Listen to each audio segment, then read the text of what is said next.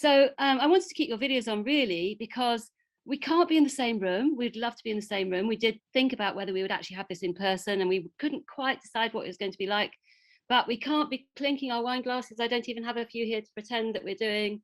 We can't be sitting around with if it's not wine, with a cup of coffee or juice, whatever it is you want, but I would be having some wine at this point.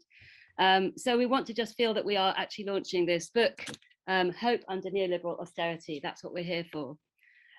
My name is Liz Todd. I'm Professor of Educational Inclusion and I'm the Director of the Institute for Social Science, and I'm one of the book editors. And this launch is jointly convened by the Institute for Social Science and the Campaign for Social Science, the campaigning arm of the highly respected and influential Academy for Social Science, of which Newcastle University is a gold member, and several of us in the book and indeed on the launch are fellows. What indeed is this book about? Well, I'll tell you in a minute, but I'll just say the overall format of this afternoon is that I'm going to talk a little bit about, just to introduce the book and then key you into the first speakers. We're going to hear from the three of the other co-editors apart from me. I'm chairing, but the other co-editors are going to talk about the book, and they're going to talk about the content and the processes, and then the two main aspects of the book. We're then going to have two videos, very short videos from the civil society actors and activists and people are working on the ground that co-edited the book with us. Two of them will be talking through video. We're then going to have some challenging, we hope, responses from some influential and inspiring speakers. I know where they will be because we were really delighted that the people we wanted to come and to be part of us and to take us further forward in our ideas all said yes. So we're very lucky to have Lord Kerslake, Will Hutton, Julie Saunders, and Chion-Wara, and I'll introduce them in more detail as to their backgrounds. They will speak for about 7 minutes. And then at the end of that, these very short presentations, so a series of very short presentations of presenting the book and then responding to the book, we'll then have some discussion. And we're going to invite you all to put some questions in the chat as we're going along. So please put, respectful, of course, ideas, questions, comments in the chat throughout. And we will try, I will do my best to keep a track of this. We're not going to have a live discussion from the audience, but we will at the end invite you to put your videos back on and feel again that we're in a group. Again, we can't have the wine, we can't have the chat afterwards or go on to something else in Newcastle and have a meal together, but we're going to do our best. And I'll talk to you about as well what we're going to be doing after this. So leading into what Mel's going to tell us about in terms of the book content, I'm just going to set things up for how we're going to think about this, or some of the things that I think about this. This book, Hope Under Neoliberal Austerity, Responses from Civil Society and Civic Universities. And this is, what is it about? It's about neoliberal driven austerity over the last decades has been changing the role of the state, changing modes of public service provision, changing concepts of citizenship. On top of this, we've had the pandemic, which has seen services and communities inadequately resourced to cope as a result of austerity, and yet rising massively to the challenge. And so this book looks at all of that, and it draws on innovative case studies, 12 of them, case studies and strategic initiatives from Northeast England, and it explores the multiple ways in which communities are responding to these challenges, to these challenging conditions. All the chapters of the book are co-authored by practitioners and academics, and it provides deeper insight into the efficacy of these approaches through key policy issues. And the key question the book that asks for me, but our speakers and our responders will doubtless have other ones and add to these or have different ones to this. But for me, it asks, are these things transformative, or are they just sticking plaster? Or are they even worse? Are they just masking the state or propping up austerity? Is it actually, a waste of time doing this, or do we have to do it because we can't do anything else, but actually it's not achieving anything? I happen to think it's more transformation than sticking plaster, but I think sticking plaster. Anyway, we'll leave the conclusions of the book for how we get through it. It's fitting and auspicious that today is budget day, and therefore that also means that MP Chion-Wara is unable to join us in person, but she sent a video, so she will be the final person speaking, and she's recorded her video. And the prior launching of the budget did afford Chi the ability to be able to comment ahead of time, which kind of isn't kind of what one necessarily would have expected should happen, but it was great that she was in the position that she could do that. Just a note of kind of house rules as well, that we will be recording this, and that we're pretty sure that you've been told that on as you came in. We're very interested that you engage with the ideas and to help us to take these ideas forward in further events that we're going to be having after this, hopefully some of them in person. But we would also, it would be fab if you wanted to buy the book. And there's going to be a link put in at different times of, we managed to negotiate a deal, a reduced deal for the book. So if you want to do that, then please do. But we're essentially interested in you engaging with us and with the ideas.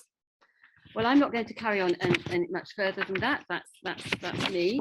What I want to do now is hand over to, first of all, to one of our editors of the book, to Mel Steer, co-editor of the book, who's got a research fellowship at Northumbria University, and she managed the project of literature scoping, seminars, workshops, and the funding call, a massive project that led to this book. This wasn't simply people just writing things and putting things together. It took quite a long time. You're going to hear that from Mel. So Mel, over to you to tell us, and Mel's going to be telling us via a video as well. Hello, my name is Mel Steer and I'm one of the co-editors. I'll introduce how the book developed, the idea behind it, and briefly signpost its structure and contents.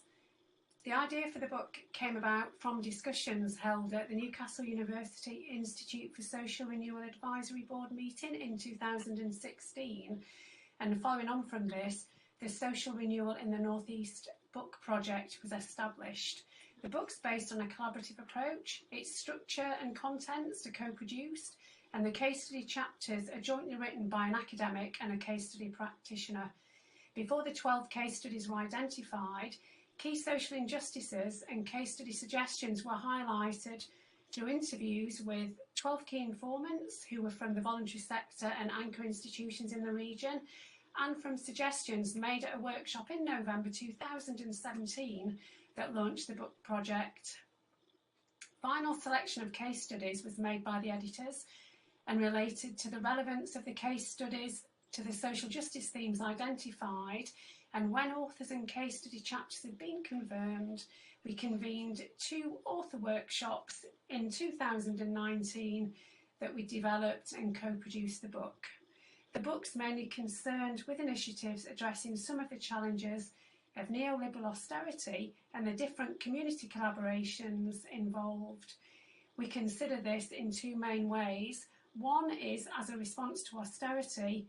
The other is the development of responses that have the potential to be transformative and achieve positive change through community organising at local levels, and that might have wider implications. Our perspective incorporates 3 ways of thinking about these: the importance of place, the role of projects, and the impact of the university. In terms of place, the book uses the northeast of England as a lens to explore social and political shifts that have relevance and resonance in other post-industrial cities, regions and countries, especially those affected by austerity. And the case studies represent different models of collaboration. The book is organised in sections. The first section introduces the context and the changing role of the state and voluntary sector, and part 1 includes 6 case studies of practice involving civil society and the public sector. Chapters covering a civil society initiative at Glendale Gateway Trust, housing regeneration and tenant empowerment at Biker Community Housing Trust, reusing safe for consumption food at Refuse, a community cafe in Chester Street, Parker Trust in Sunderland and access and exclusion to digital services, a local authority's place-based working approach in Gateshead, and the cultural participation of children and young people in City of Dreams in Newcastle Gateshead are included. And part 1 concludes with a chapter by Annette Hastings reflecting on the continuities between austerity and the COVID-19 pandemic. Part 2 begins with an introduction to the development and role of Civic University and includes 6 case studies involving Newcastle University in action as a civic university. The chapter on Newcastle Cathedral draws parallels between it rediscovering its place-based roots and community connections and Newcastle University's Civic University mission. The Newcastle City Futures Urban Living Partnership was university-led to deliver inclusive city growth, and the chapter on the Future Homes Alliance located Newcastle University as a trusted partner, bringing together a range of voices to create sustainable age-friendly housing. University expertise in learning and education was used to develop a project-based learning approach in a school, and a chapter on street activism with university researchers as key actors in the West End of Newcastle in the Venom Pocket Park and Reclaim the Lanes projects is also included. And the final case study in this part explores the role of community organising through Tyne-and-Wear Citizens Alliance and the role of the university. Part 2 concludes with a reflective chapter by Paul Bennyworth on the Civic University mission and tensions between this and neoliberalism and university metrics. Thank you very much indeed, Mel. That was a really brilliant overview. And I hope hearing about what the different aspects of the book are will have whetted your appetite for that, to actually read the book yourself. So I'm now going to hand over to Professor Simon Davudi, who's Professor of Environmental Planning, another of the co-author of the book, also a Fellow of the Academy for Social Sciences and advisor to many government departments and numerous key planning organisations, and a social scientist with expertise in spatial planning and a background in architecture. Simon is going to talk to the civil society theme of the book. Thank you very much, Liz. As Liz said, sorry, okay, I'm not muted, am I? No. Okay, well, we started this book at the best of times and at the worst of times, at the spring of hope and at the winter of despair. These are, of course, Charles Dickens' words, written nearly 2 centuries ago. But such entanglement of hope and despair also defined the intellectual dilemma that was at the heart of our book. On the one hand, we were at the height of the financial crisis when austerity measures were in full swing. Austerity was a political choice rather than an economic necessity, and it was used to restructure the welfare system. And as a result, contrary to the we're all in it together mantra, austerity was hitting the most vulnerable people the hardest and keeping the most disadvantaged area further behind.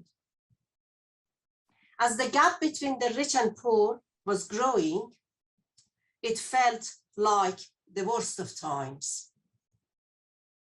On the other hand, as the cuts began to bite, we could also see the civil society organizations were increasingly stepping in to fill the void that was created by reduced welfare provision and social service deliveries. In the Northeast, they were experiencing up to 85% increase in demand for their services. And despite reduced income, they were working tirelessly to help families across the regions.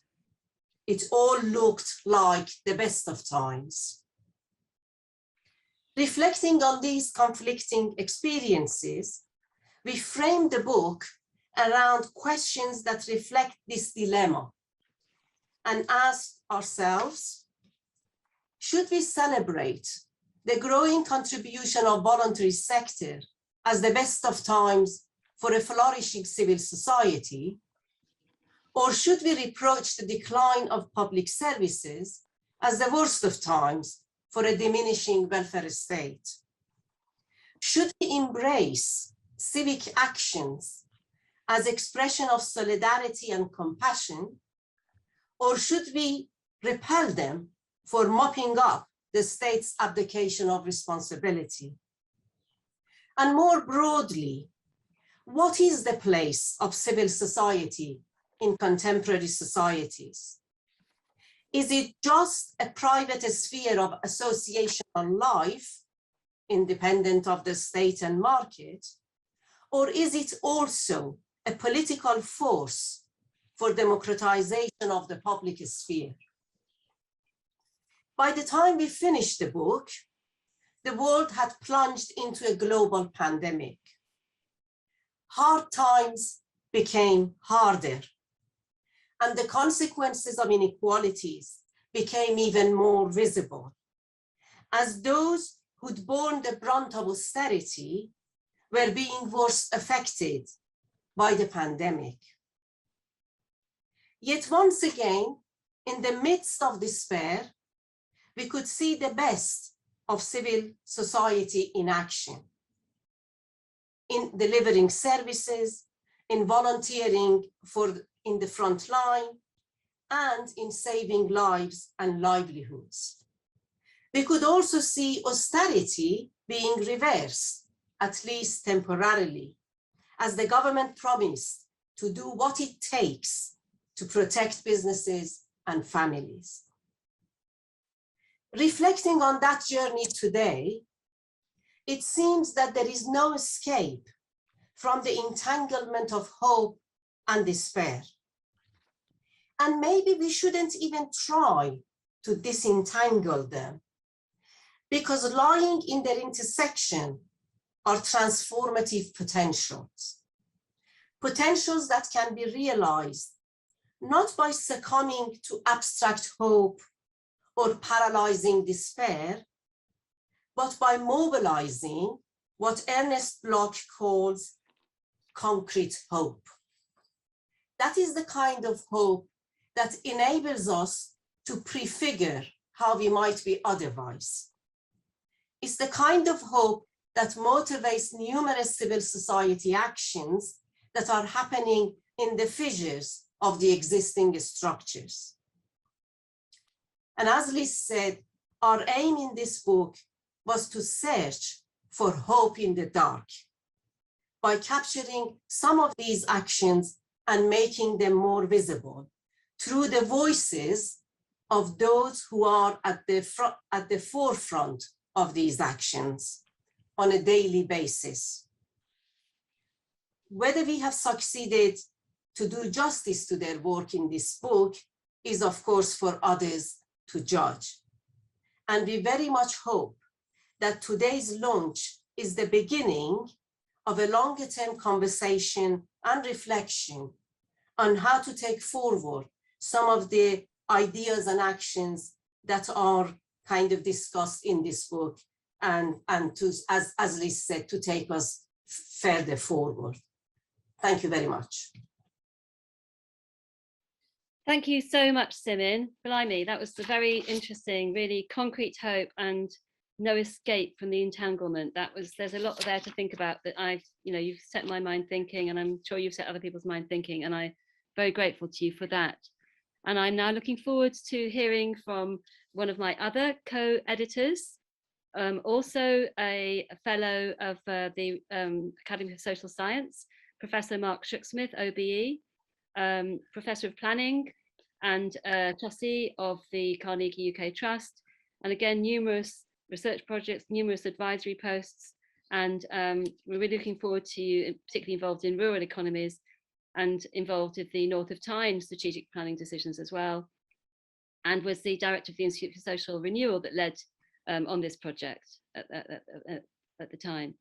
So Mark, over to you, and we look forward to hearing what you have to say, and the general area you're going to be talking about is the civic university in all of this.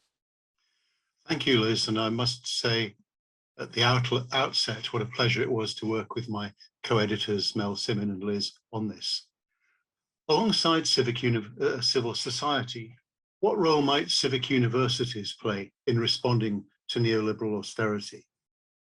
Many individual academics, of course, have worked with civil society organisations, formally or more often informally, over many years towards social benefit, an objective both share. Key elements of such collaboration are shared values, trust, knowledge exchange, mutual respect. There are good reasons for academics and civil society to cooperate, as well as many obstacles to surmount. Universities are not always easy partners with our jargon, our different timescales, and a perceived impenetrability to those outside. But there is potential for creative complementarity, and fundamental to this is the cross-fertilization of different types of knowledge, recognizing and respecting both academia and civil society as knowledge producers and as social actors. Beyond individual academics' engagement, some universities, civic universities, now aspire to promote the public good through more strategic institutional action, through formal civic university agreements. And some case studies in this book involve and shed light on cooperation and co-creation involving academics, and all of the case studies, as you've heard, are co-authored by academics and non-academic partners. What can we learn from these case studies and from the book as a whole? It's evident that most of these cooperations derive from personal relationships built on trust between individuals rather than strategic partnerships. But some initiatives were institutional collaborations, or at least a combination of top-down and bottom-up initiative. For example, Newcastle City Futures began modestly as a 3-week exhibition organised by my former colleague Mark Tudor-Jones with a little bit of university funding. Continued as a foresight study with a small grant from the government, and then flourished with a major grant from the research councils, along with some university resources, which were also very important. Yet its success relied on supporting and facilitating ideas emerging from individuals, entrepreneurs, and voluntary community organisations through a bottom-up approach to open innovation. The City of Dreams is a more formal, strategic, corporate partnership involving the university, but it too involves and supports ideas which emerge from the grassroots. In all these cases, a key lesson is to pay attention to what Julia Unwin has called the relational register, as well as the rational register. Another lesson is the importance and the role of knowledge brokers, that is, people who support interaction and engagement, enabling partners to understand each other's goals and professional cultures. This brokerage role was central to Newcastle City Futures, to the Biker Community Trust Knowledge Transfer Partnership, which is really about knowledge exchange and not knowledge transfer, to the Project-Based Learning and Community Curriculum Initiative, and to many of the other cases analysed in our book. But research elsewhere has shown that this crucial role in knowledge exchange and co-production is often hampered by funding models, by job structures which don't admit the knowledge broker role, and by short-term contracts. Related to this is the question of how sustainable such initiatives can be, especially when addressing long-term challenges, with university involvement perhaps dependent on finite project funding. So while Newcastle City Futures was undoubtedly an inspirational learning by doing initiative with valuable insights for other universities and their partners, there's no long-term funding for universities' engagement in such initiatives. There needs to be recognition within government of universities' civic role beyond research and teaching, of course overlapping with research and teaching, but funding is required for this third purpose, as well as to enable universities' role as anchor institutions and partners. This point was made convincingly, of course, by the Civic University Commission. Finally, universities are not immune to roll out neoliberalisation. They appear independent, but alongside the effects of marketisation, they too are subject to funding rules and audit, with income affected by research excellence and teaching excellence frameworks and the insidious league tables. Best of intentions, excellence with a purpose, or from Newcastle for the world, must be pursued within a hostile neoliberalized landscape of marketization, competition, audit, and rankings. In this context, that pursuit of a social purpose, the public good, may appear to be inescapably in tension with performance metrics. Truly civic universities will seek not only to reconcile these, but to demonstrate how pursuit of the public good, collective well-being, social and environmental justice, might also offer new and different pathways towards excellence in research and teaching. And in turn, to demonstrate how excellent research and teaching can help support those working for greater social benefit and a better future for all. We're all on this journey, especially those of us at Newcastle University. Thank you very much.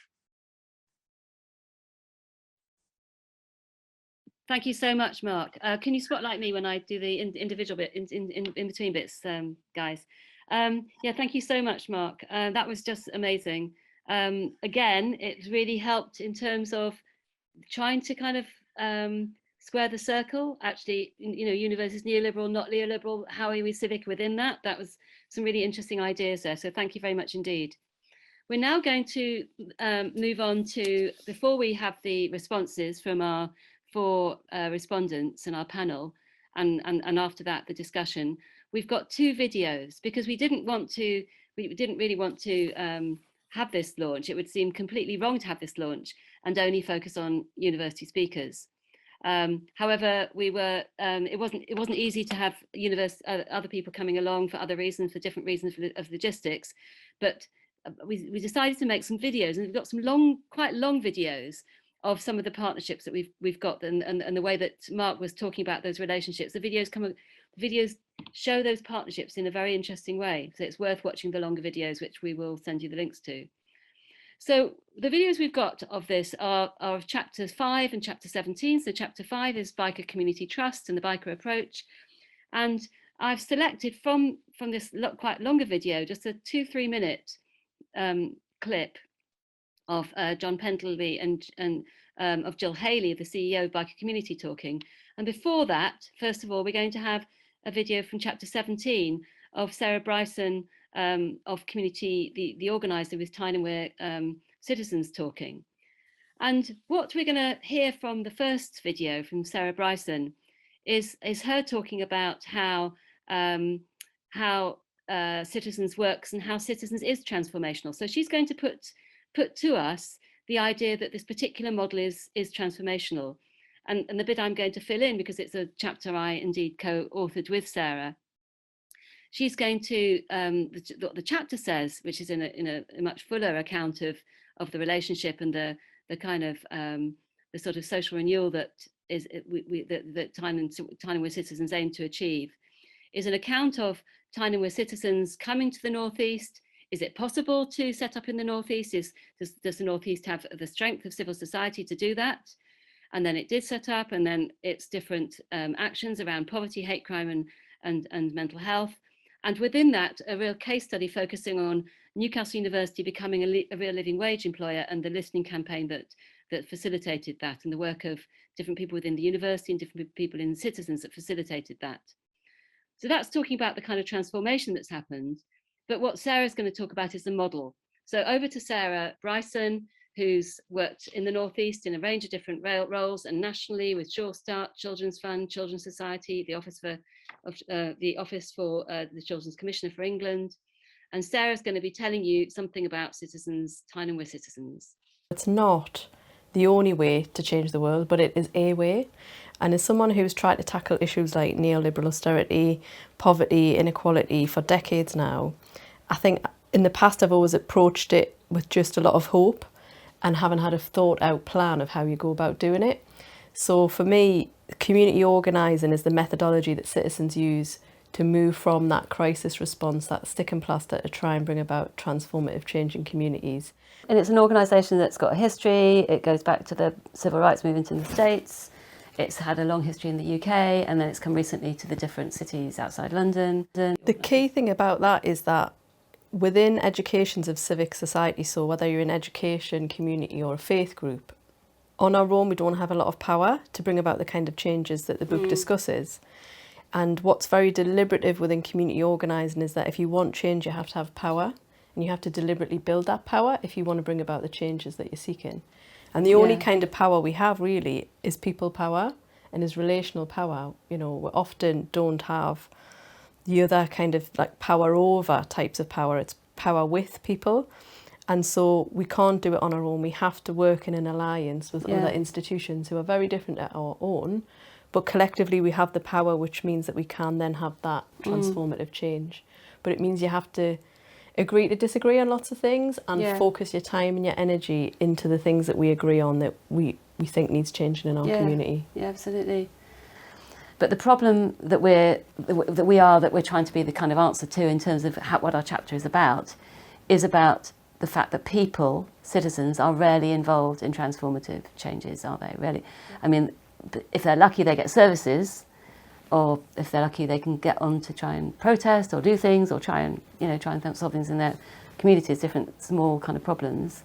But actually, people being involved in transformative solutions is what citizens is kind of the answer to. Absolutely, and I think like a lot of things are a done to type of approach. So as somebody who grew up in poverty, like a lot of the solutions around economic inequality and poverty are very much done to people. If you look at like the food bank responses, they're crucial responses. Don't get me wrong, I'm not being critical of crisis responses. They're crucial and needed. If someone's hungry, they need to be fed. But we don't want to be in a situation where Newcastle at the moment has the biggest used food bank in the country.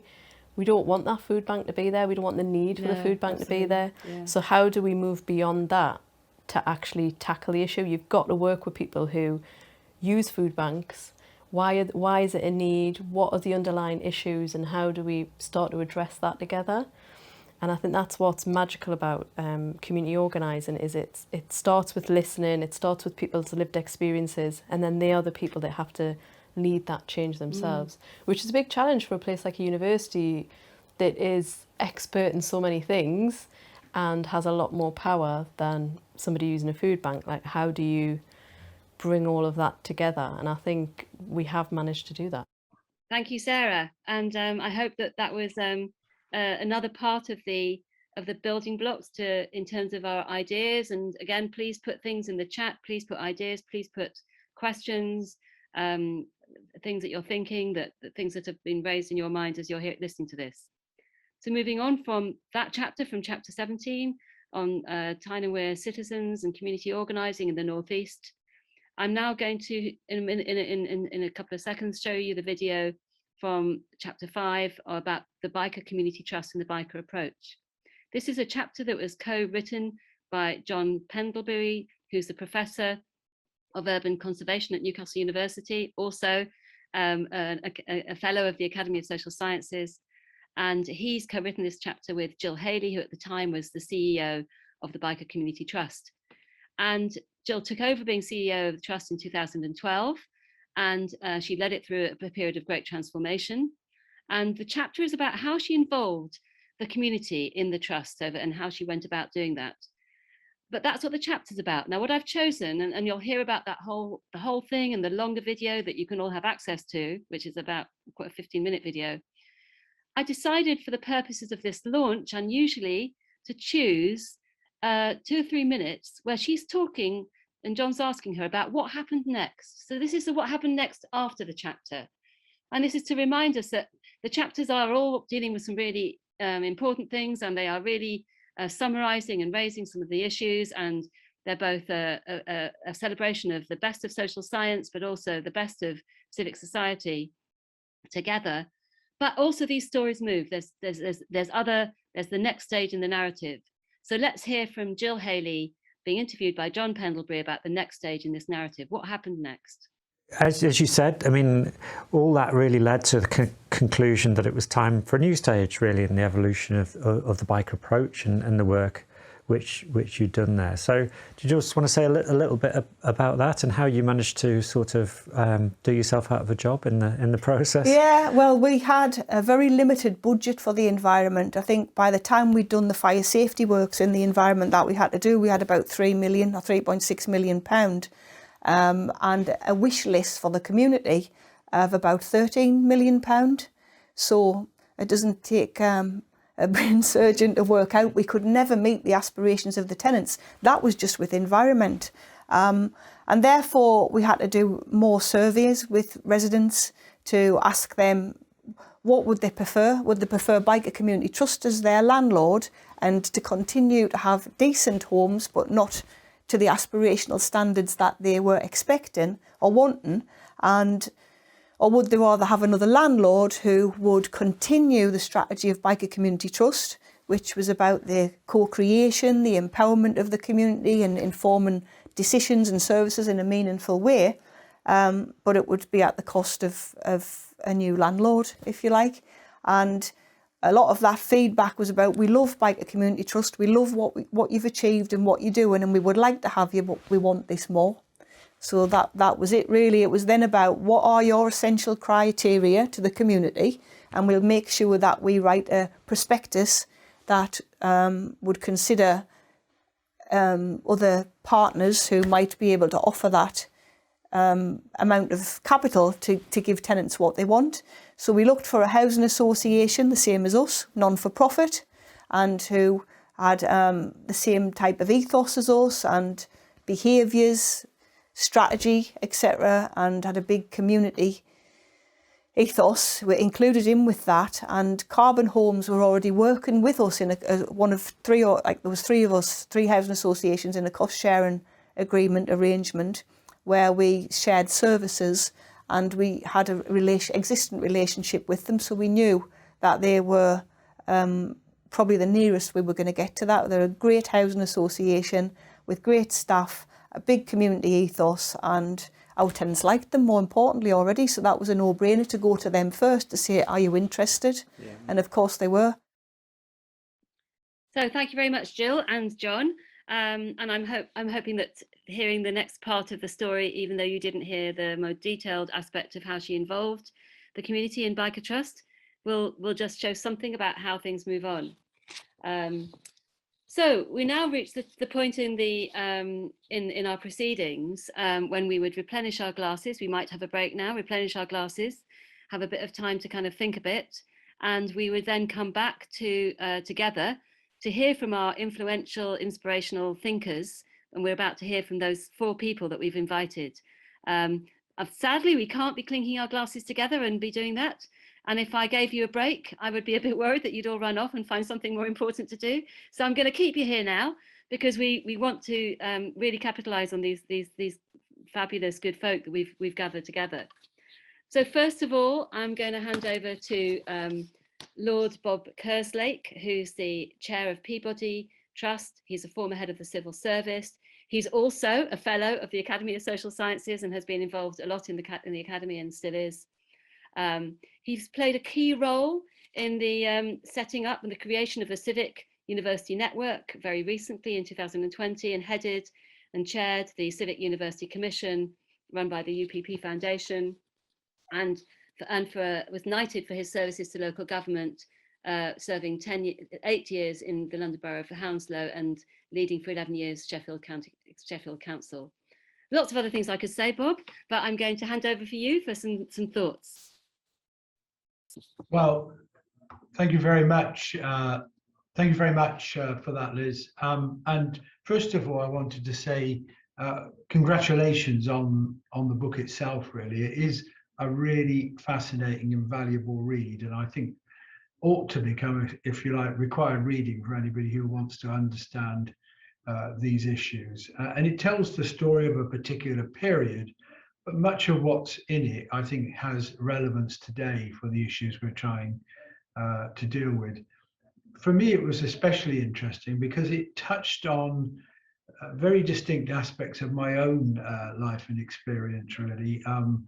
I was in central government as a permanent secretary of communities and local government, and then head of the civil service during that austerity period. And so I observed how that played out.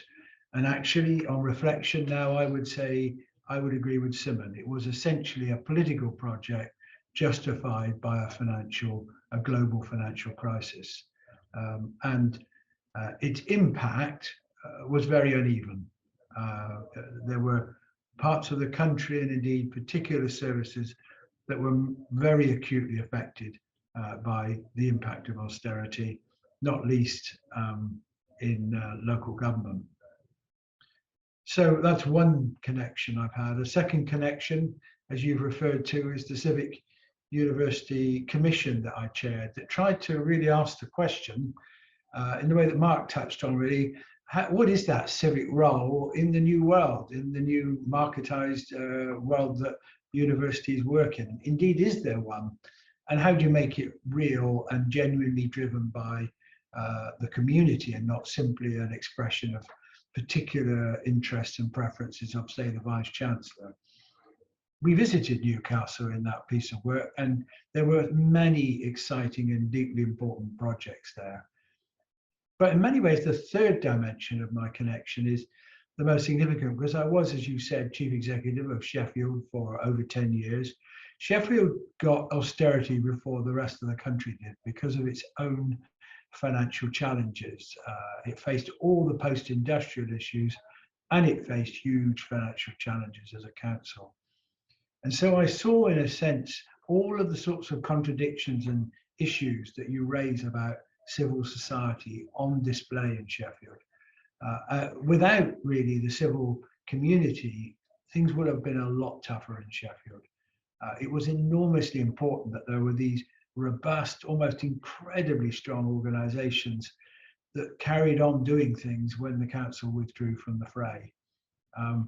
And so I saw that, but then I felt really, as a chief exec, even when we moved out of that really tough period, we shouldn't, in a sense, say, well, right, that civil society ends there. We should actually now see it as something not just that exists by necessity, but exists by desire. We redefine the relationship between the local state and local and civil society. And that, I think, is for me a key issue I'd be very interested to get other people's views on, because I think the question for me is not, in a way, are individual projects transformational or propping up or in a sense condoning or colluding with the neoliberal economy or neoliberal thinking, because I think you can find individual projects that manifest all of those things, and sometimes they go from one to another. I think the question is, how do you frame a relationship between the state and civil society that delivers what civil organizations and community organizations can best play a part in? And I think we heard some examples of that in that last contribution. I think I knew about Biker when I was involved in the Homes and Communities Agency. We had no solution to the future of what we did in Biker. The Biker Community Trust paved a way to another change, I think. And there's nothing wrong with that, it seems to me, as a way of seeing change happen. Similarly, I think, in my work through the New Economics Foundation, which I chair, I can also see the power of community organizing to drive change in communities and in places. And crucially, how you can take the learning and insights that you get from a local experience and then translate them into national policy. You do have to work at both levels, it seems to me. And much of the insights and ideas that we develop as NEF come from our engagement with civil society and community-based organizations. So in that sense, yes, we've had periods of despair and we've had islands of hope. But what we also need to think about is, how would we want that relationship to work between the state and civil society? How can we get, if you like, the right symbiotic partnership where the state acts as sometimes sponsor and supporter, but also accept it will also be challenged by civil society in what it does. And I think we now have a period where government don't use the phrase austerity. I think its political value ended probably after 5 years, even if the austerity carried on for more than a decade. But I think that debate is still very live, really. How do we get a more enlightened state, national and local, and more empowered communities working together to deliver good for the whole of the places that they work in. Thank you. Thank you very much, Bob. That was just brilliant. Again, that was so good. You've raised so many questions. You've moved my thinking on beyond the sticking plaster versus transformation. Thank you for that, and filled my mind with a number of different questions. You've also made my job quite easy when I come to the discussion, when I find that nobody's put questions in the chat, although I see that John has, so that's fab. And I'm hoping other people will. So please get your questions in the chat. However, Bob's given me quite a few questions to ask to start it off. So thank you very much indeed. Lots of things to think about. So we're now going to move on to our second speaker. Today, we have Will Hutton, who is not only a member of the Academy for Social Science, but indeed is the president of the Academy for Social Science. And we're delighted that you can be here, Will. Will is author, journalist, thinker, and political commentator, and indeed social scientist. He was chief executive of the Work Foundation, formerly editor-in-chief for The Observer, writes regularly for The Guardian and Observer, and co-founder of the Big Innovation Centre. And writer of many, many books. Some of the influential ones were the most influential ones were The State We're In, The World We're In, and most recently, Saving Britain, co-written with Andrew Adonis and Baron Adonis, an account of the benefits of Europe and how we must keep the best of them, whatever our Brexit relationship. Well, we certainly need a lot of that, a lot of those ideas. So thank you very much, Will. And over to you for some thoughts. Thank you, Liz. Can you hear me?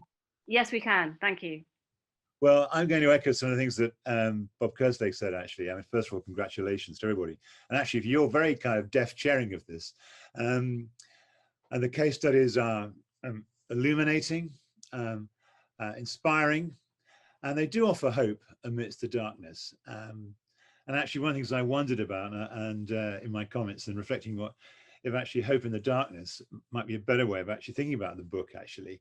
I also thought that Newcastle University's pioneering and continuing embrace of the Civic University comes right through, and so much inventiveness. I think this launch, including videos and the way you've done them, is kind of just all part of a picture that actually it's good social science and good presentation of social science. It's also nice to see a kind of university working hand in hand with civic groups in this way.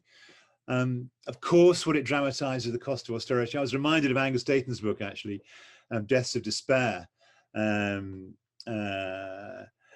I was going through it. I mean, my God, and the cumulative effect of austerity on public services, I mean, absolutely incredible, actually. And that comes through too, what used to be called the social wage, and so unnecessary. I mean, I don't think there was no need for public expenditure cuts to take the bulk of the adjustment after the financial crisis. There was no need for the adjustment to be so rapid. Taxes should have been part of the story. The whole thing, actually, as you say in the book, it was political rather than economic. And I like the way that you've tried as authors to capture, I think it was Mel described as the intellectual dilemma, the ambiguity, is it good or bad, that civil society has had to plug the gap. Now, for my money, I think you might have pushed that just a wee bit more, actually, because I think that dilemma, and I think Bob was kind of reaching for this too. The decade of neoliberal austerity, I wouldn't say it's over, but I mean, today's budget does signal a definite change. I mean, real-time increases in every department of state to the end of this parliament. It's a different, it's different. And some of the issues that actually was lived through in the last decade, I think are kind of much more permanent and deep-rooted. And actually, that's why I think in a way the book is so important, because I think that actually not sticking plaster, I think showing actually what's the potential transformation there could be in a relationship between the individual and the state and the public and the private sphere. I mean, we do mention Hannah Arendt, one of my heroes, and Hannah Arendt's writing, I mean, she does continually stress the interdependence of the public and the private. I only delight, she says, in a phrase that I've often used, in what and it is because I can simultaneously enjoy the public park and a private garden that actually I get multiple benefits from both. I understand the benefits of privacy from my private garden. I understand the pleasures of the common weal from the public park, and they both constitute the whole. And I think what Britain's been poor at, extraordinarily poor at, is institution building and possessing a culture of the public sphere. I mean, in my very first book, The Revolution Never Was, and in Statement, which you kindly mentioned, I mean, I do talk about Britain's the imperial state run from the centre with no need for the local, and the task of government, and it's still true, I think, in the UK. It's not stupid to think of England as the last colony. The engagement that Westminster had with Andy Burnham felt very colonial at the height of the COVID crisis. And a district commissioner or the governor general trying to slap down a kind of insurgent native for daring to ask for more money and more support to fight COVID. And I think that this lack of a tradition of institution building, the weakness of our anchor institutions, which didn't begin in 2010 with the launch of austerity. It has its antecedents run back decades. And this kind of sense of governance from a quasi imperial center, and the kind of inability to build kind of when, and the imperial center is not happy with intermediate institutions, be it local government, be it civic universities, be it a kind of range of kind of institutions that are so much stronger in other countries. I often talk about leveling up, how successful the Germans were in doing it in East Germany. And actually, one of the reasons was they could, whether it was Max Planck Institutes or Fraunhofer Institutes for Technology Transfer, the dual vocational, the Berufsschule approach, the way they structured their companies, the way they support their Mittelstand through the Kreditanstalt für den Aufbau. There are a host of institutions that actually supported leveling up, which have their kind of roots in this kind of in the German Republic, and actually the post-war constitution. We simply don't have them. And I think this is, and what your book points to, is actually, wouldn't it be amazing to have them? Are some of the kind of attempts, I mean, the biker kind of example being an interesting one, housing associations, which are so kind of, which could be so much stronger in the UK, but are so kind of weak. Isn't really the call for a kind of different kind of institutional and constitutional framework, which would give a much richer tapestry of intermediate institutions between the individual and the state, which would offer the routes to empowerment that you kind of so foreground in your book. I mean, so that's one of my reflections. And so for me, I mean, yes, the neoliberal decade still fills me with anger and at the kind of wreckage and the damage it caused, and actually the unnecessary nature of it. But the Johnson government and where the Conservative Party is currently going, and where economic and kind of monetary thinking is, we kind of left that behind, I think. There are elements of neoliberalism, of course, league tables and rankings of that type, which I still think, all that management speak that went kind of, I think, unnecessarily into parts of the public sector.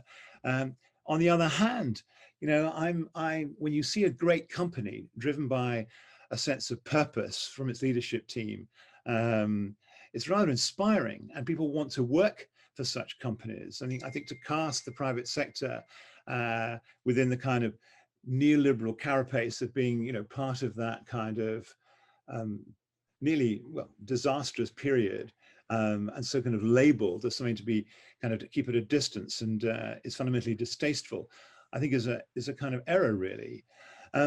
So for me, I mean, I think this book is a kind of down statement. It's a foundational statement of where we could go. It kind of signals not only kind of how one might contest austerity, but how one might contest kind of the weak institutional legacy we have in this country, the excess of centralization and what goes with it, kind of these quasi-colonial attitudes to, frankly, the northeast of England and the northwest of England, kind of parts of the country to which things must be done by others, must be leveled up by others to keep the natives kind of potentially happy.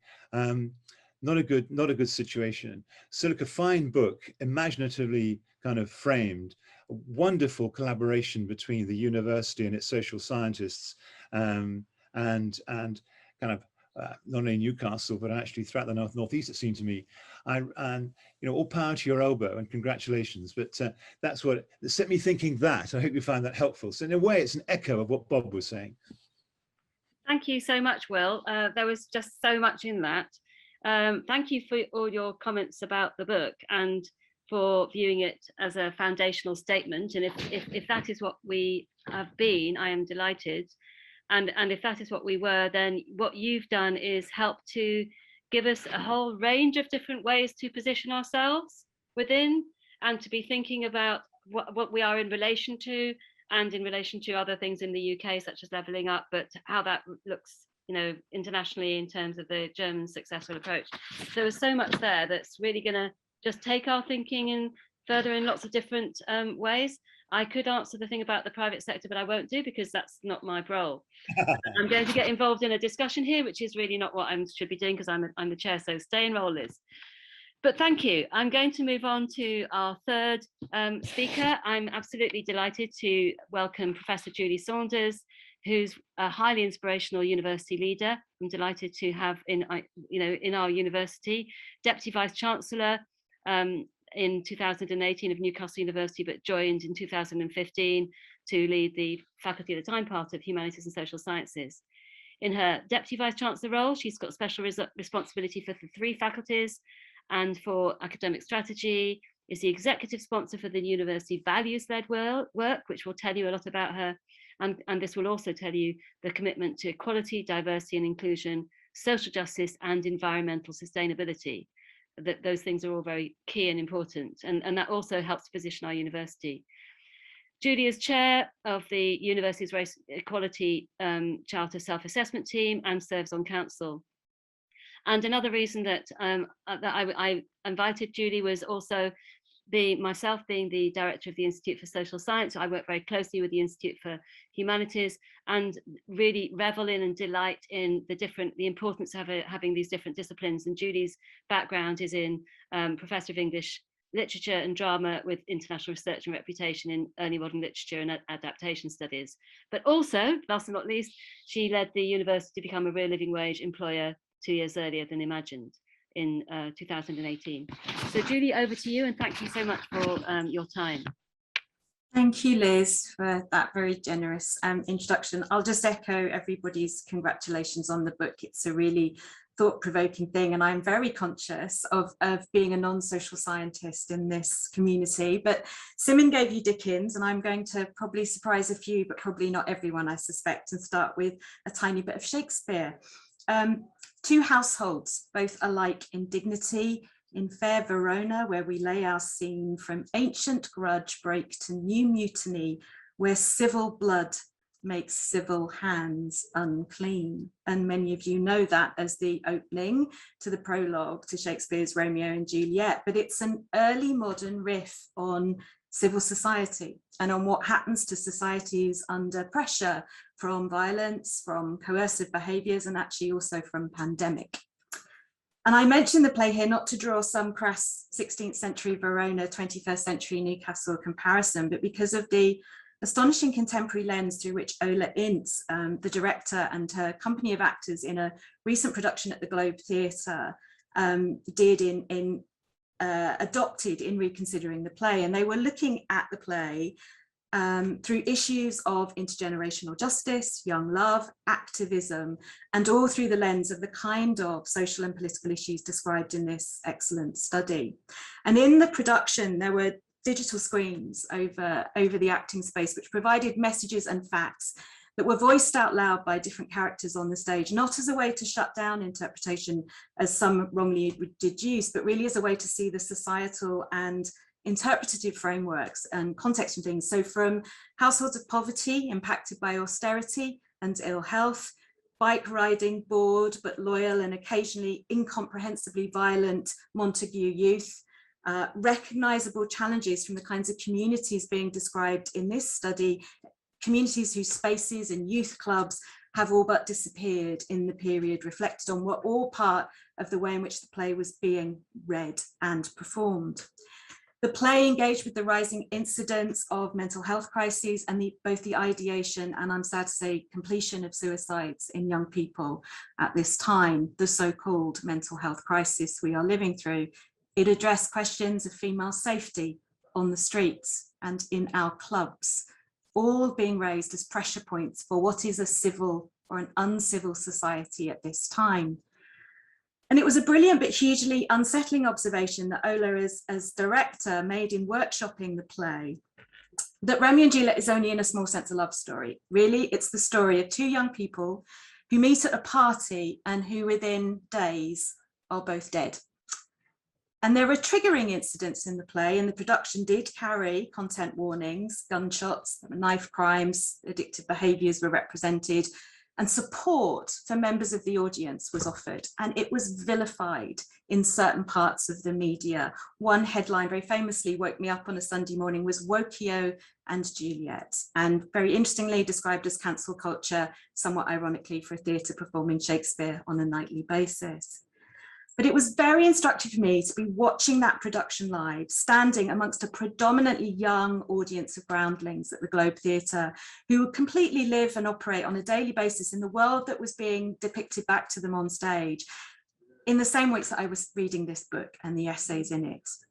They welcomed being told by the actor playing Tybalt, who they had just seen die a violent death, that their story mattered, and that there were tangible and practical ways to get help, that there was a societal and a community provision for them. The media and the attacks on that provision of information, I just give you, not as a defense of the production, though I'm happy to do that in another context, but because it did strike me seeing the production alongside reading this book, that both the performance and the studies here are trying to unpack related questions about youth and disempowerment, about intergenerational justice, and asking who steps in when the state fails communities, or indeed just steps away from communities. And where does that lead us ultimately? So from the chapter reflecting on the City of Dreams and reflections by my colleague V. Pollock and Ben Dickinson, and in another version of Lizzie's dynamic narratives, of course, Ben is no longer working as the lead of the City of Dreams project post-pandemic. But the aspirations of that programme for young people in this region, which I think shouldn't be lost sight of, even though COVID has hit both the project and the partner institutions hard. Our university museum and gallery, and that comes from another time of Newcastle University playing the role of anchor institution in a period of austerity and cuts, or the current Arts Council England placemaking intentions. This kind of careful work requires bandwidth, people bandwidth, but also resource. And universities themselves, while being asked to be civic, and you've seen numerous examples here of Newcastle University and its communities really stepping up and into that role, are also under scrutiny for doing that work, as if it's an exception to or a distraction from so-called core mission. So I really welcomed Lord Kerslake's reflections in his preface in the book about the leadership Newcastle's shown in this space, and Will Hutton's generous comments today. And of course, this is work that reaches back into the time of another of our contributors and guests today, John Goddard, and his work in the university, both as a researcher and as a voice in senior leadership. But I also think the ongoing effort of the university to demonstrate continually to learn by doing co-production. This can be a virtuous circle, or at least a potential for virtuous circle if got right. Now, there is an article by the late Paul Bennerworth at the end of the volume, which implicitly criticises university management and its right to lay any claims to social justice work. And it's a reasonable challenge, but it is one which I think could play into binaries in an uncritical way.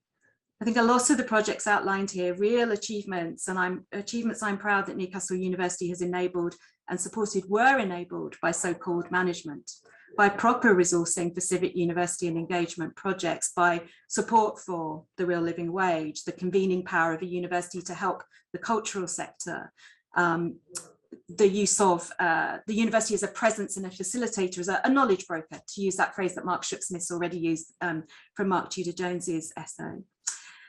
Tyneside as a learning community is described in David Leet et al.'s material on project-based learning, the bringing of young people onto campuses through pop-ups and other ventures and adventures, the work of Young Company at Northern Stage, which is also mentioned in this volume, all projects that chime with the Arts Council placemaking agenda. And that's work I'm seeing, by the way, writ large, not just in the North East, but in Knowsley, on Merseyside at the moment, in London, Southwark, etc. It's a version of good governance that I'm really interested in. And it can impact in a good way on the essential work we all need to do, on climate change, on social inclusion, on social and environmental justice in their broadest terms, Lord Kerslake's empowered communities, if you like. So what am I trying to say here? Well, maybe somewhat provocatively or self-servingly, that university management are not always baddies in this story. The Civic needs not to be seen as the third mission, but as enabling all areas. And the best universities are doing that in bucket loads right now. Visions and strategies exist in part because they enable genuine action and implementation, and the resource allocation that a number of people are rightly talking about as essential in the examples analysed here. Social and environmental justice at Newcastle University, has it got everything right or solved? Of course not, not by a long shot. Has it made some real strides? Yes, the projects analysed here, University of Sanctuary accreditation and all that holds us accountable for, genuine deep partnership working, place-based commitments. And I know and applaud the many people on this call and out with it who have been the drivers and enablers and supporters and advocates for that. So it's not perfect, but what is? It may only be a start, but it's a good one. And sticking plaster, maybe, but actually I think with good heart, this is about hope. And a word very much on my mind after a weekend of being part of the amazing little Amal events in London. Amal, Arabic for hope. Acts of welcome to refugee communities enacted through a travelling giant puppet realisation of a 9-year-old Syrian refugee girl. And that's what still gives me hope, despite all of today's and tomorrow's challenges, that this work is being promoted and fostered through universities playing a civic role thoughtfully and well, alongside and behind, not at the head of, grassroots community organising. A vision and strategy for a 21st century university based on compassion and accountability. I think I can work with that. I can certainly work for a university like that. Thank you very much. Thank you very much indeed, Julie. There was, again, so much in there to unpack. It didn't disappoint me inviting a humanities scholar there. I was delighted for you to bring Shakespeare here. I was delighted too for you to bring the narrative of the play that you've seen and the response to it and the details of that, because it's actually in those details of the story, the particular story, the particularities that we can learn so much, which again is part of our case studies.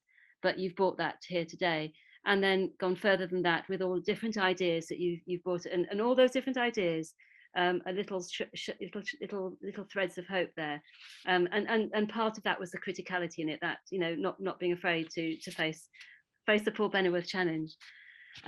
So thank you. And now we move on to our final speaker, who's in a video. And our final speaker, who sadly can't be here because she has to be in the House today for the budget. We didn't know whether she would be here or not, and she's given us a video, which we're delighted with. So Chionwara, who is the MP for Newcastle upon Tyne Central, been the MP since 2010. She was Shadow Minister for the Industrial Strategy, Science and Innovation under Jeremy Corbyn, and she's now the Shadow Minister for Science, Research and Digital with Keir Starmer. She's from our region, she was born here and in Newcastle, born in North Tyneside, and she's worked in industry, in the hardware, software development, product management, market strategy for a variety of mainly public sector companies. So we're delighted that Chi can leave us her thoughts, and I've already watched the video, so I'm not going to say anything about it. We're just going to go over to the video now. Hi, I'm really sorry I can't be with you today after all, but with the budget I need to be in the chamber and holding this government to account.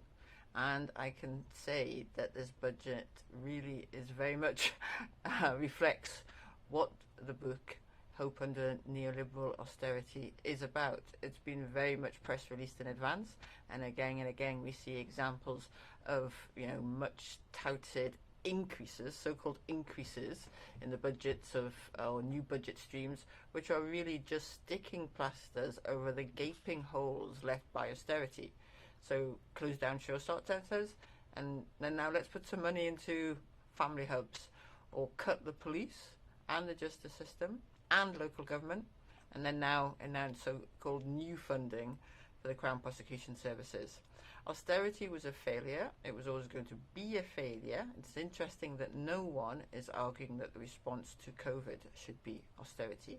Austerity was an economic experiment which gutted people's lives. But we can learn from it, and that is what this book shows. I love the emphasis on community responses in the book and the examples from the Northeast. The authors are to be congratulated on giving communities and community achievements a voice. And as I said in my response to the book, communities are the foundation of our collective future, and the examples here show there's reason to hope it will be better than our past. Thank you. And sadly, I can't thank Chi in person, but I will do that at another time. Once again, at this point, we'd be replenishing our glasses. Sorry that I keep pushing that in front of your noses, or we'd be getting another cup of coffee if that's your poison, or your water, or whatever you would be preferring. We're now going to move on to the final part of this, the proceedings, which is to have a discussion. And we're going to invite, while I'm talking now, and while other people then answer some of the questions, if you can just think of the things that you're thinking about now. What has the book had you think? What have you responded to? What's it made you ask? What do you not like? What's the things that you've kind of found quite interesting? And just put any of your comments in the chat. Even if you don't want to ask a question, we just welcome your comments as well, because we'll save the chat. And all of this is being recorded, once again, just to let you know, as you knew when you came in, and you can access this later, and we'll be passing this on to other people as well to carry on this debate.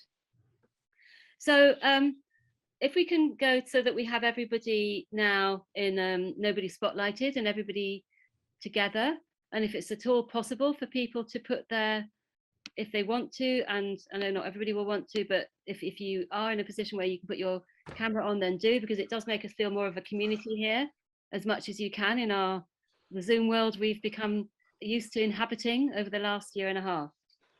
So looking in the chat, there's a number of different questions, and I'm going to ask first of all the panel to answer that. But also, can I ask our speakers from ourselves, Simin and Mark, please join in the panel. And the first question I'm going to take from another author of one of the chapters. So Professor John Goddard was one of the chapter authors. We were delighted for you to be doing that, John, on the chapter on the cathedral. And you've asked this question: how can case studies by individual social science academics and their personal partnerships inform a civic university's agreement and public policy that drives institutional practice? So how can these case studies by individual academics inform the overall civic university agreement and the public policy? Massive question there, and I know that this is what you do and this is what you're interested in. But is there somebody willing to speak to that? I mean, I know the most obvious person to go to is Bob Kerslake. Maybe I'll go to you first, Bob, but I know you probably had this conversation before. I think you've had this conversation rather a large number of times with John already, so it might be a bit unfair. But right, okay. Well, I'll come in and then others join. Please do. And good to see you on the call, John. And John indeed was the deputy of the commission and was a very, very active contributor to the report. I think one of the core challenges for me in this commission was that universities would say, well, but we're civic anyway, so what's new? We're already doing it. And of course, some were, but what we found was very few had thought through, why they were doing what they were doing, what was their overall intent and strategy, and secondly, how much had they actually consulted with their own staff and with communities, or engaged would be a better word, engaged their own staff and their own communities in what were the priorities and what were the projects really. And we found very few had. And that's why the idea of the Civic University Agreement came into being. It was a mechanism, really, a means to an end that would not quite force, but would drive universities towards engaging their communities and their staff in what they actually did in their civic role.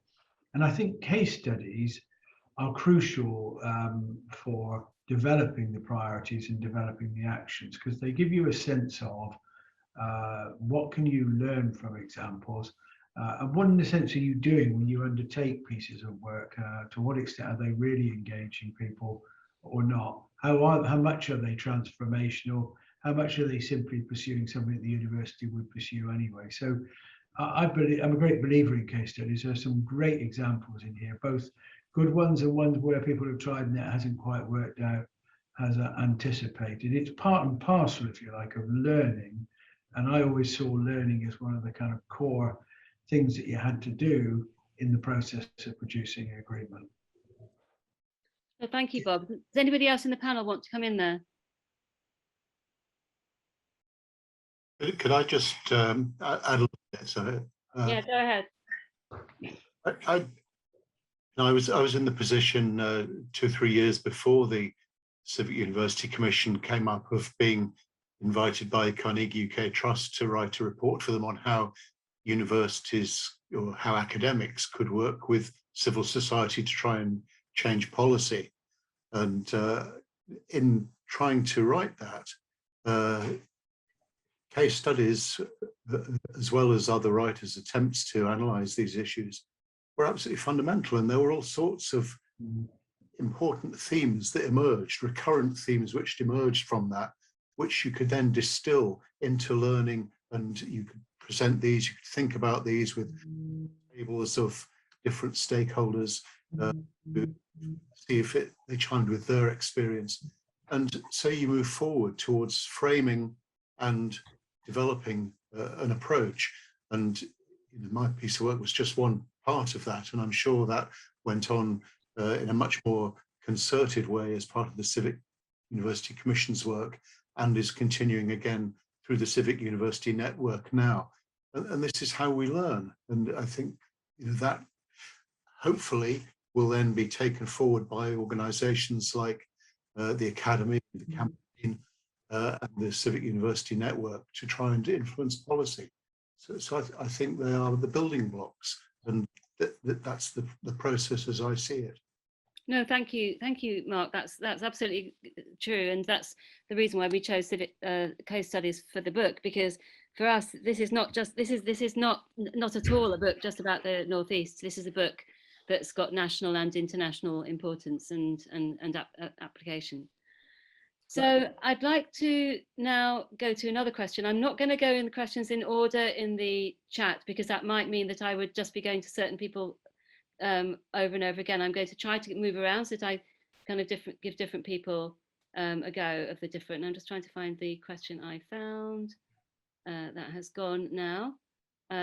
So there's a question here. In fact, it's a question from John to Will, but to all of you actually, is should universities be required to have a civic role or an intermediate role in levelling up? Can I go on this? Yeah. I mean, a couple of sentences preamble and then cut to the chase. I was on a call last week with a group of university leaders from the United States and Asia, and actually also from some parts of Europe. What was very striking was, every university on this call, there were about a dozen, were kind of acknowledging that they had to be more than a simple than the old model. They had to take on kind of civic obligations, partly because they're major employers, sometimes, you know, the major employer in whatever city, and partly because they are certainly in the knowledge economy dimension, a major source of startups, and actually, you know, drivers of economic growth. Drivers that also tend to attract kind of, you know, around kind of the academic community, there is a kind of a progressive liberality, which, you know, a lot of other citizens find attractive. And then all these dimensions, kind of universities kind of found themselves kind of perforce in a place where actually they were civic drivers. And the open question is that, you know, you know, if you're a vice chancellor university or leading a university, you know, you can't do all of it. You know, what areas are you going to focus on, and where can you add most value? I mean, and I think that, you know, it seems to me, I mean, kind of from the book, I mean, some of the kind of where kind of social scientists were really kind of seemed to me, I mean, you please intervene, those the authors will come in hard and put me right, but I thought, you know, there seems to be some areas like, you know, housing, some areas where kind of innovation was required in thinking through business models. You know, there was really kind of, you could see the value add. I also think there's a value add, I suspect, in linking up more than universities have historically done with actually other education institutions in, you know, a city region, and particularly I think FE colleges.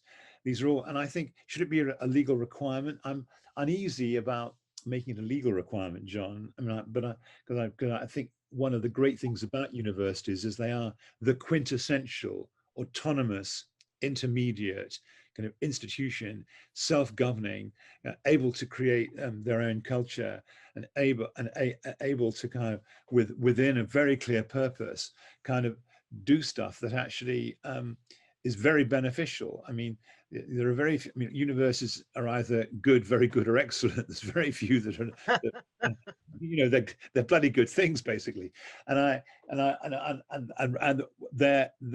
that good because I think because they have this autonomy, but I do think that partly academics themselves, partly students, partly outside claims on universities, from local government, from people who have got kind of really complicated issues out there in civil society, are going to beat apart universities' door.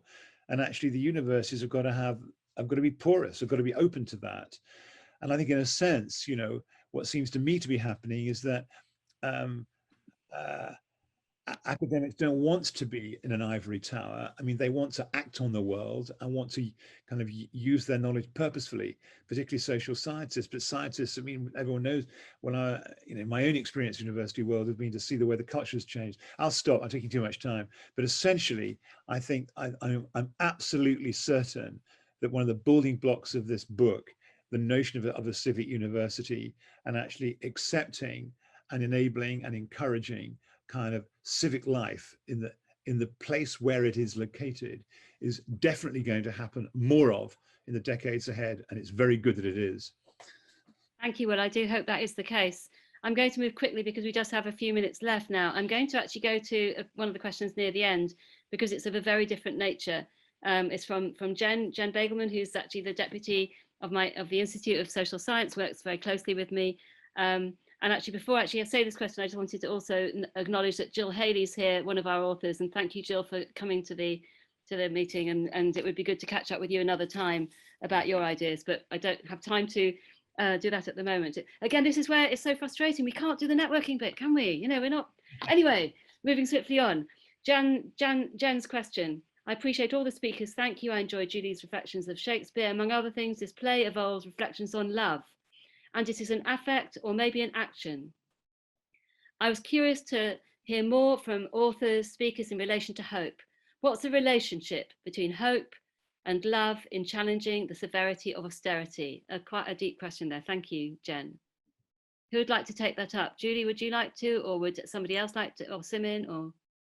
Shall I try really quickly? And I guess it is to just echo off the previous questions and points, because I don't think universities can get to determine whether they're civic or not. I think that judgment, that evaluation will be made by others, and it's really important. It needs to be about needs-based analysis. And if there's the good thing that's come to me from the Civic Universities Commission and the debate is this move to something that's about collaboration, not competition.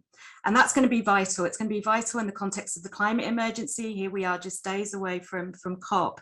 And where I'm leading with that is yes, Will's absolutely right. I think that educational ecosystem, schools, FE, HE, that conversation is crucial. But the really crucial group in that are students and young people.